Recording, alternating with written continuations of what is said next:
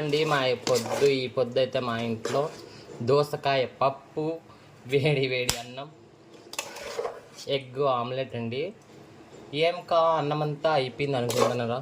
అయితే మా శాండీకి అయితే అన్నం అయితే తీసేసినానండి ముందే.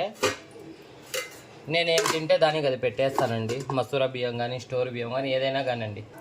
వేడి వేడి దోసకాయ పప్పు టేస్ట్ ఎమ్మిగా చాలా టేస్ట్ అయితే ఉందండి. దోసకాయ పప్పు పతలా అయితే వేసుకొని తినేస్తానండి నేను. నాకు చాలా బాగా నచ్చిందండి దోసకాయ పప్పు.